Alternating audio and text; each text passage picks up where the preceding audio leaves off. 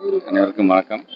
மாண்புமிகு தமிழ்நாட்டு முதலமைச்சருடைய வழிகாட்டுதலின்படி தொடர்ந்து ஒவ்வொரு முறையும் நம்முடைய மக்கள் வைக்கக்கூடிய கோரிக்கையை ஏற்று அந்த மனுக்களை எல்லாம் உடனடியாக நிறைவேற்றி தருகின்ற வண்ணம் எங்களுடைய திருவெம்பூர் தொகுதியை சார்ந்திருக்கின்ற மக்களுடைய கோரிக்கையை நிறைவேற்றுகின்ற ஒரு நிகழ்ச்சியாக இன்றைய நிகழ்ச்சி நடந்திருக்கின்றது. ஏறத்தாழ 11 வகையான திட்டங்கள் துறை சார்ந்து 840 பயனாளிகள் பயன்பெறுகின்ற வகையில் 59 கோடி ரூபாய்க்கும் மேலாக மதிப்பீட்டில் இன்றைக்கு நலத்திட்ட உதவிகள் வழங்கப்பட்டது. நீண்ட நாள் பிரச்சனையாக இருக்கக்கூடிய பட்டா பிரச்சனை தீர்த்து வைத்திருக்கின்றோம்.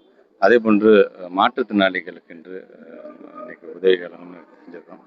மகளிர் திட்டம் சார்ந்து பெண்கள் தங்களுடைய சொந்த காலில் நிற்கின்ற வகையில் அவர்களுக்கான நலத்திட்ட உதவிகளை நாங்கள் வழங்கியிருக்கின்றோம். இப்படி தொடர்ந்து நம்ம எதெல்லாம் விட்டு போயிருக்கணும் அதை தொடர்ந்து அதுவும் குறிப்பாக பட்டா என்று வரும்பொழுது ஒட்டுமொத்தமாக திருச்சி மாவட்டத்தில் இந்த ஆட்சி மாற்றம் ஏற்பட்டதில் ஒரு 87,000க்கும் மேற்பட்டிருக்கின்ற பட்டாக்கள் வழங்கப்பட்டிருக்கு. அதில் குறிப்பாக 14,604 பட்டாக்கள் திருவெம்பூர் தொகுதிக்கு மட்டுமே வழங்கப்பட்டிருக்கிறது என்பது ஒரு மிகப்பெரிய ஒரு விஷயம்.